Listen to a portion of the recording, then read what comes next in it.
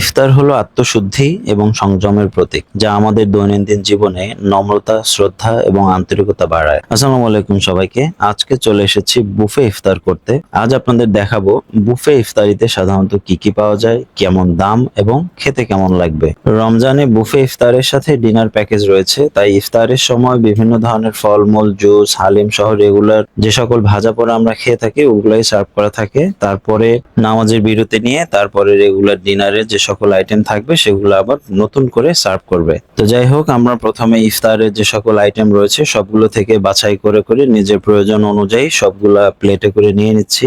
সবসময় মাথায় রাখবেন, যে কোনো বাফেট আয়োজনে সব খাবারগুলো কিন্তু ডিসপ্লে করাই থাকে। যার যার ব্যক্তিগত চাহিদা এবং রুচি অনুযায়ী সেলফ সার্ভিস হিসেবে আপনি যা যা খেতে চাইবেন সবকিছু আপনি নিয়ে খেতে পারবেন, কিন্তু প্রয়োজনের অতিরিক্ত খাবার আপনি কখনোই নষ্ট করতে পারবেন না। তো যাই হোক, ইফতারের জন্য যে সকল আইটেম আমি নিয়েছি তার মধ্যে ছিল পেয়ারা, তরমুজ, গরুর মাংসের টিকিয়া, খেজুর, কেক, জিলাপি, পেঁপে এবং বুট মুড়ি। সেই সাথে ছিল অন্থন, ভেজিটেবল রোল এবং আমার পছন্দের হালিম। আর জুস হিসাবে আমি নিয়েছি তরমুজের জুস এবং মহব্বতের শরবত এবং মিনারেল ওয়াটার। তো এসব দেখতে দেখতে একেবারে ইফতারের সময় ঘনিয়ে এসেছে।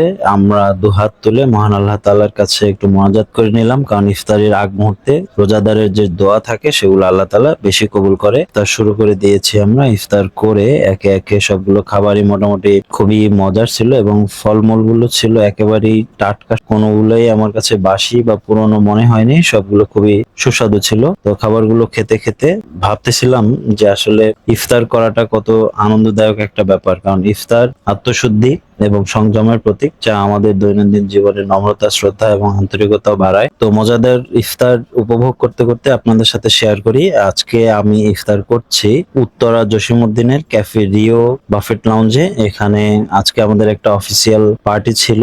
আমরা অফিসের কলিগ সবাই মিলে এখানে আজকে ইফতার এবং ডিনারের জন্য বুকিং করে রেখেছিলাম। তো নরমালি আপনি যদি সিঙ্গেল অথবা সদস্য সংখ্যা একজন দুইজন খেতে আসেন সেক্ষেত্রে আগে ভাগে কোনো ধরনের কোনো বুকিং এর প্রয়োজন নেই, কিন্তু আপনাদের যদি একটা নির্দিষ্ট পরিমাণে মানুষজন থাকে, বেশি মানুষজনের আয়োজন করতে হয়, সেক্ষেত্রে অবশ্যই প্রি বুকিং দিয়ে আসতে হবে এবং স্পেস খালি রয়েছে কিনা সেটা কনফার্ম করে তারপর আপনাদের আসতে হবে। কারণ যে কোনো বাফেট লাউঞ্জেই আসলে কোনো ধরনের কোনো খাবার উচ্ছিষ্ট বা ওয়েস্টেজ না হয় সেজন্য কিন্তু আসলে লিমিটেড বা তাদের যে বুকিং থাকে সেই অনুযায়ী তারা রান্না বান্না বা আয়োজন করে থাকে। তাই আপনার যদি বেশি পরিমাণে মানুষজন থাকে, কোনো পার্টির আয়োজন থাকে, সেক্ষেত্রে অবশ্যই বুকিং দিয়ে তারপরে আসবেন। তো আমরা ইফতার শেষ করে তারপরে নামাজের ব্রেক নিলাম। নামাজের ব্রেকের পরে আমরা রেগুলার ডিনারের জন্য কিছু আইটেম ট্রাই করতেছিলাম। যদিও রমজান মাসে আসলে এত বেশি একসাথে খাওয়া যায় না, তো নরমালি এখানে ইফতার এবং ডিনারের যে আয়োজনটা থাকে সেটা রাত 11টা পর্যন্ত আপনি আস্তে আস্তে ধীরে ধীরে খেতে পারবেন। তো অনেক ধন্যবাদ আপনাদের সাথেই থাকার জন্য।